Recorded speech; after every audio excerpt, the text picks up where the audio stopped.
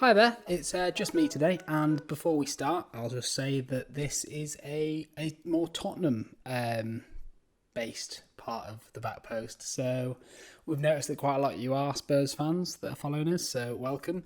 If you're following for the Chelsea and United stuff, it's maybe not for you, so just telling you right now. Stick around if you want, but it might not be for you. Again, as usual, if you're liking this, like, subscribe, that would be absolutely fantastic. And yeah, welcome to Kane at the back post, which is what I'm going to call it for now, because Kane, yeah, so we're just going to talk Tottenham for a little bit. This is going to be an evolving show. Hopefully it's going to, for now, there's specific things I want to talk about, but who knows, in the future I might talk about the past, I might talk about what to look forward to, I might talk about my Tottenham experiences, but for now we're just going to talk about cup competitions, I guess, recent draws. So the Europa League draw was today, and Tottenham have drawn Lask, Ludogorets, and Royal Antwerp. So what do you really want me to say about that? They're the kind of, it's the kind of group, Tottenham have to be winning. No question no question about it. Have to win that group. It's not the most exciting group. I'm quite looking forward to the Royal Antwerp games. They're games. They're one's in Bulgaria.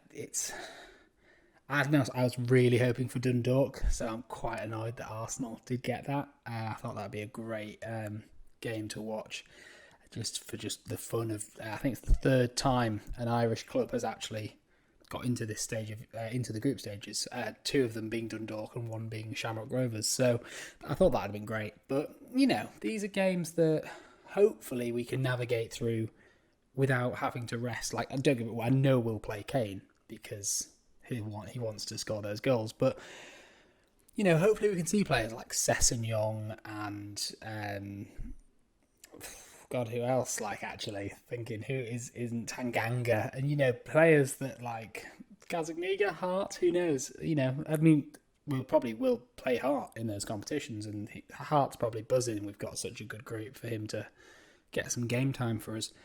But yeah, it's a good group. It's not thrilling, really. I would have liked an AC Milan in there, to be honest. I think we're a better team than them, so I'd have felt quite confident. And I think that, to be honest, if we're talking about the Europa League as a whole, this kind of feels like, I don't want to disrespect Real Sociedad, I don't want to disrespect AC Milan, I don't want to disrespect Lille, but I'm not too impressed by a lot of the teams in there. Roma, yes, but could this be the year we get a North London final? I don't know if my heart could take that.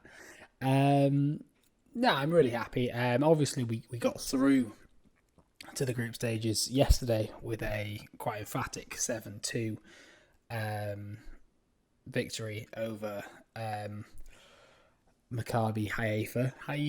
And no, it was a good game. Again, we have issues with handball that I won't get into. Kane's got his first hat-trick since 2017, which is mad. I didn't realise it had been that long.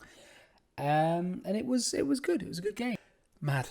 So yeah, that's Europe, and it's a group we should be getting out of. We'll see what happens when some of the big boys drop down from the Champions League. The third places, aka United, join us in the Europa League. But yeah, it's all right. Let's win the group. Honestly, 16 to 18 points, I think, is what we should be aiming for in that group, and a shock draw might happen somewhere. Speaking of cup competitions, our beating of Chelsea has drawn us Stoke away in the Carabao Cup, which is excellent. Really, really just good draw for Tottenham in terms of either Arsenal or City will be going out because they play each other. We have Stoke, and to be honest, I don't want to eat my own words here, but I think really the best team we could have got left in this competition. Just Brentford have a shock in them, don't they? Fulham wasn't a shock. Brentford are probably a team that's much better than Fulham. And actually, it'd probably been quite good for the Premier League if it was Brentford that had come up this season rather than Fulham. Sorry, Fulham. But yeah, in terms of the best game we could have got, Tottenham Stoke, the Crouch derby. So yeah, let's see how that one goes. But very confident. And as soon as we, fingers crossed, get past that one, it's suddenly the semis. So silverware is 3 games away. And as much as we're looking at targets like the Europa League, the FA Cup this season, getting that trophy under our belt with Mourinho would be massive. Utterly massive. It doesn't change the culture of Tottenham winning a Carabao. It doesn't undermine anything Poch has done. The fact that we've won a Carabao under Mourinho and nothing under him, it doesn't. But it does really make a statement that we're finally heading in the right direction. So, I'm really hoping. I think we have the squad to do that. Speaking of the squad, is the last point I was going to make, really, because hopefully now, in terms of the transfer window, we've had a blinder. We looked at Chelsea at the start, and me and Jay are going to have this debate at some point over who do we think's had the best transfer window out of Tottenham and Chelsea. We'll have that after it shuts, so we have all the details. But I have not seen a transfer window like this. There was when Bale left and we panic bought 7 players and went mad, and only Lamella survives out of them. Obviously, Eriksen, Chadley to a certain extent were great buys, but this is a real methodic transfer window, which I didn't think we'd see, and it's partly sad because it's that rebuild that Pochettino was talking about. However, it's we went out there and went, right, we need a right back, Doherty. Right, our midfield's a bit weak, Højbjerg. And then, is Davies strong enough? Reguilon.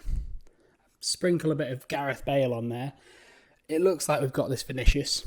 So, a backup striker for Kane, check.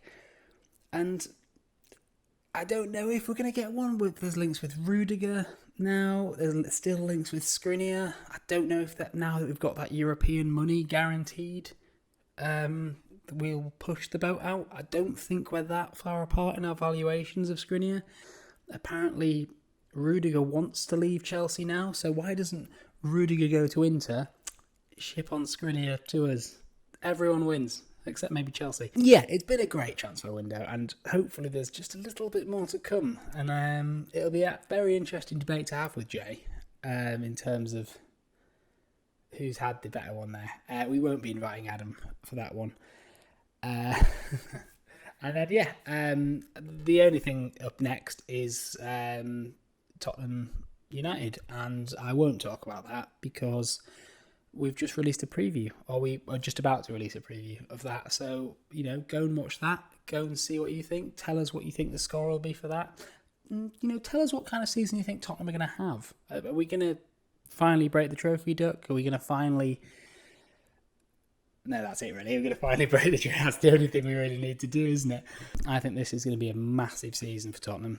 And I'm excited. I haven't been this excited for a season because it's so unknown what Gareth Bale's going to bring, what this new striker's going to bring, what we're going to look like going forward, becoming a Mourinho team and just embracing that, which is something that United never did. They never embraced Mourinho, and we've just gone, sod it, let's sell our soul to the devil, and hopefully we get some things from that. So, this has been a bit of a mismatch of information, to be honest. This is a show that I'm going to try and put out a bit more. It's going to evolve. Tell me what you like. Tell me what you didn't like. Unless it's everything, then don't tell me. But come on, you Spurs, and thanks for watching. Cheers. Tell your dad, obviously.